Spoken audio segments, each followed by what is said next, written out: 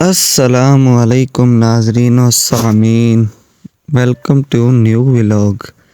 नाजरीन आज तुसी वेखदे पिया मेरे दोस्त, बहुत ही प्यारे दोस्त फरख और महबूब अब्बास, जो कि चक सैदा बाला नज़ीर चौक इदे अंदर जनाब अली इन्हां दा अपना तंदूर आ।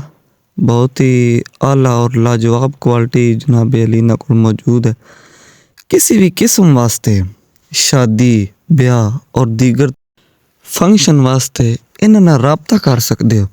नाजरीन स्क्रीन ते दिए गए नंबर ते तुसी इन्हां नाल राबता कर सकते हो। किसी भी किस्म दे दिन और रात हो झटपट इन्हां तुसी फ़ोन करना। इन्हां आर्डर के मुताबिक जनाब अली रोटियां ला के तुहाडे सामने रखनियां न। बहुत ही ईमानदार और मुखलस इंसान है जनाब।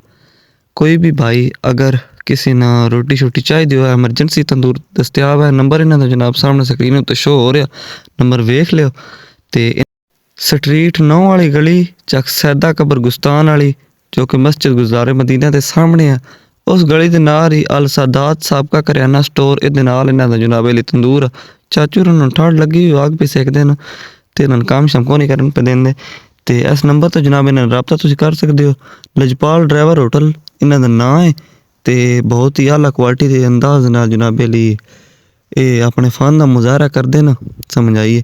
तो जिस भी किस्म भाई ना किसा रोटी दी या एमरजेंसी तंदूर दी सलो चाहिए है तो इन्हां नाल फौरन रबता करो। जनाब फरख अब्बास और भाई महबूब, जो कि रोटी फेंक रहे हैं भाई। बहुत ही जनाब अली आला और लाजवाब अंदाज ना रोटी लाते ने। गल बात इन्होंने करनी हुई ना ऑफिस विजिट करा चक सैदा बाला नज़ीर चौक